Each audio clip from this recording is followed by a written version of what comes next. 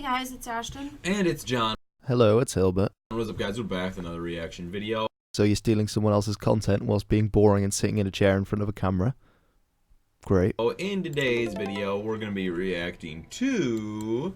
Why did soldiers fight in lines? Animated history. Brilliant. Okay, so for a bit of context. Quite a few months ago now, Griffin Johnson from Armchair Historian asked if I wanted to do a collaboration, which we then did. He made a really good video called Why Did Soldiers Fight in Lines? And I made a video about the Dutch warfare in the 17th century, as well as narrating parts of that video. So now, or well, it's more than 6 months ago, but it's come to my attention now, another channel, this Ashtyn&Jon reaction channel, have essentially made a reaction video, which is a generous term, to Why Did Soldiers Fight in Lines? Now, I'm not here to shit on people who make genuine reaction videos, as in historical criticism. I mean, this is something that occurs all the time in the historical YouTuber community, where a YouTuber will watch another YouTuber's video and will respond to it in kind, bringing historical criticism and various things like that to the table. Heck, I've done plenty of those in my time, not only to responses to other YouTubers, but also to TV programs and accuracy, all of this kind of thing. But I think you'll agree that these videos bring something to the table. The same can't be said for Ashtyn&Jon. From what I've seen from their videos, they basically just play the other person's video and offer minimal criticism, sometimes stopping for a 20-second discussion about some irrelevant topic like their cats in the background. And the most commonly provided piece of commentary is, yeah, true that, oh, that's so dumb, yeah, definitely, that kind of thing. There's not really any commentary as such, it's more background noise. I think it'd be comparable to if I played a Lindy Beige video and basically just agreed with everything in the video and stopped it to talk about the weather outside my window. What really annoys me about these people though is that you have to donate in order to get them to watch someone else's video. And for this video, which is staggering to me, they were donated an amount of $750 by someone. Now, of course, that's their own money. They can do with it what they want.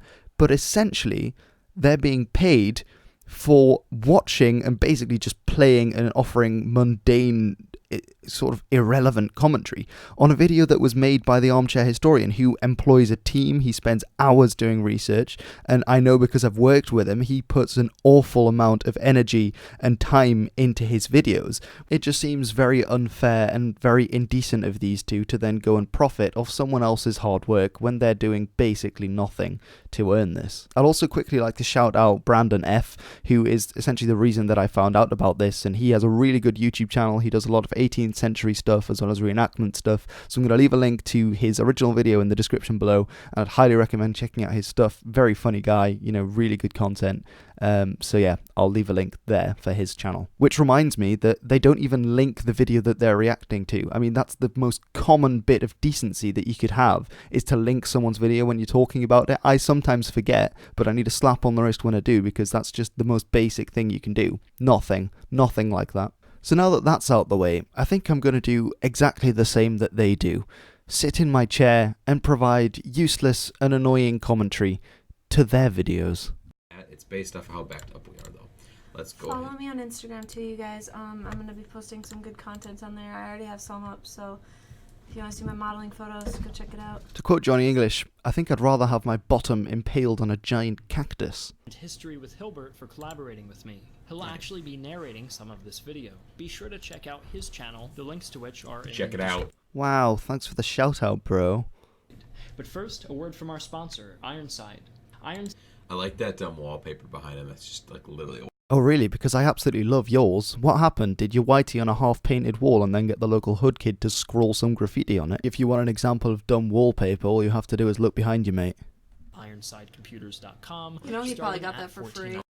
Oh, that's fucking ironic, isn't it? Because someone got $750 plus for stealing someone else's video. Sure to use my promo code $14.99 for 5% off. Yeah, just steal one more video and you'll have enough, mate. Inspired by a system developed by the Dutch... Wait, where did you say it was from? This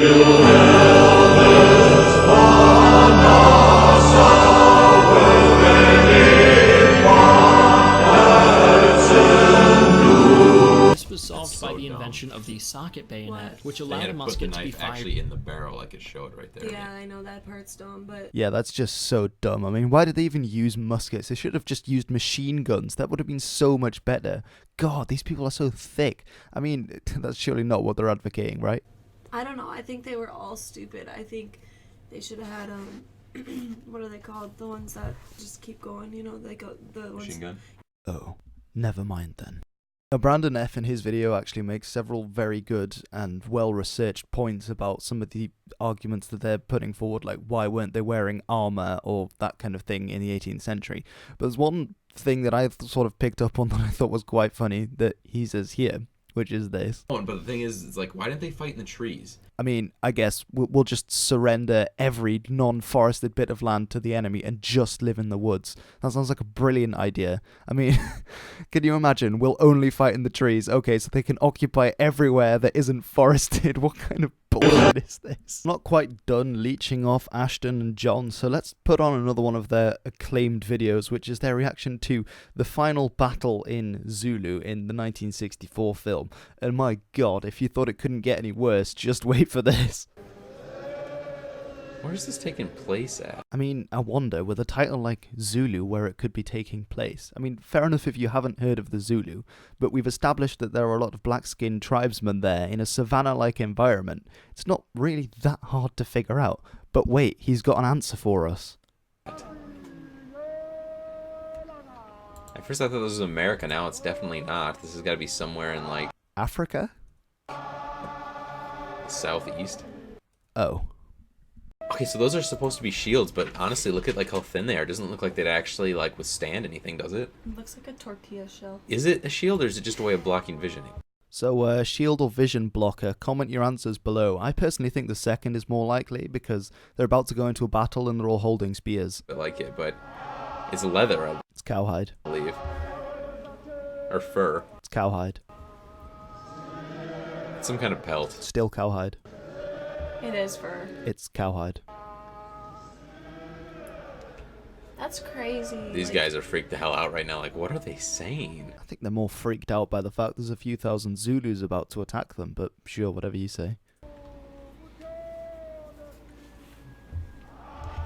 The guy's grabbing his ass. Thanks for the interesting commentary. He was. What timeline this is taking place? Looks like it'd be around the, I'd say, early 1964. Ah yes, the famous Anglo-Zulu War of 1964. Well, that's when the movie was made, but this is what taking place along, like, the late early 1800s, it looks like. Close enough. Maybe. Mid-1800s? Warmer.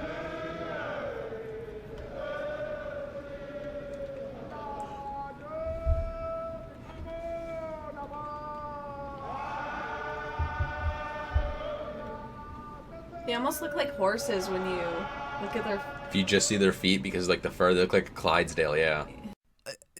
What? So it's been like 20 seconds without them saying something, so Miss Mensa needs to, break the silence, otherwise they will actually infringe on a copyright law. Do you have any predictions on what you think is gonna happen? I mean, just a complete stab in the dark here, but I'm guessing that there's gonna be a battle? I think it's anything that's super protective, I guess, because it's fur. It's cowhide. It's like I don't know. It's just a piece of leather. Close, but cowhide. So, to withstand a musket shot, A musket?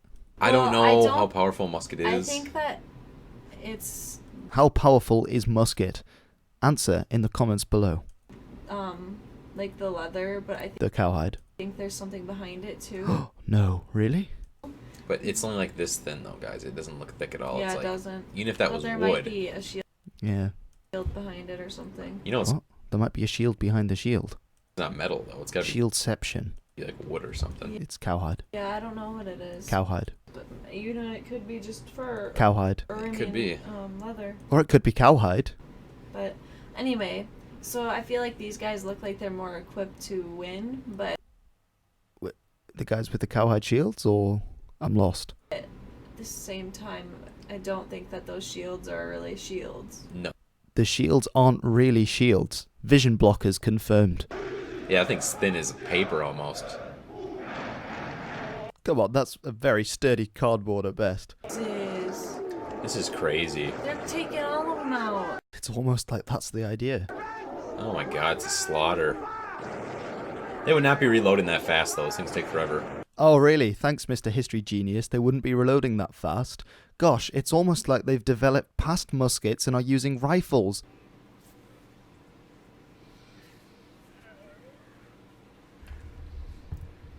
Okay, I'm not gonna lie. I actually feel bad for like the African American. Wait, for who? African American.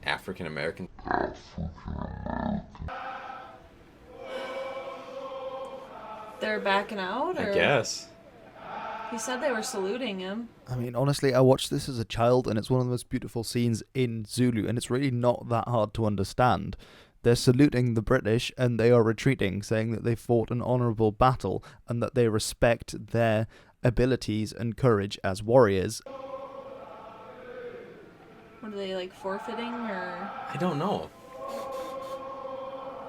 tricking them? I don't know. Their gear's a little bit different than the last people, so maybe this is a different like No. group. No.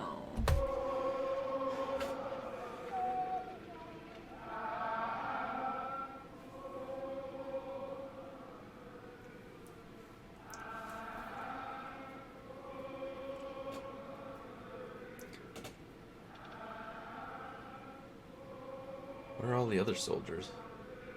Oh, they're there. Okay. Oh my eye, will you look? You turn around. This is the point where I say true dat because it's been 20 seconds before I say something and this means it won't get a copyright strike.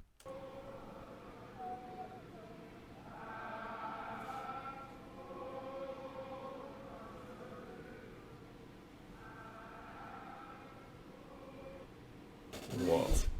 I want to see what happened after that. I don't know who actually the good or bad guys were in that video because it did look like the redcoats were out of place there. So I'm gonna assume they're trying to take land. 'Cause that seems to be the British way. But That's the most spectacularly I've seen someone misinterpret or just plainly not understand the ending of Zulu or the whole Zulu film since people came out and said it was racist, like the video I made a couple of months ago.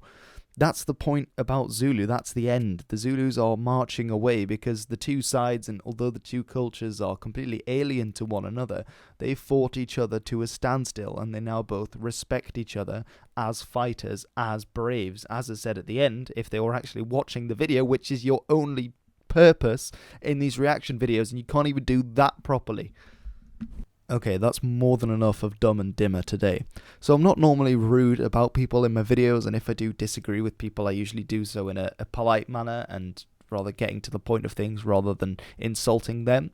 But it's more the way that these two, Ashtyn&Jon, and their reaction channel, as it's termed, is simply leeching off the success of other channels who've put in hours and hours of work, whereas they literally sit and record the video and upload it and then get donations and whatnot and that kind of thing.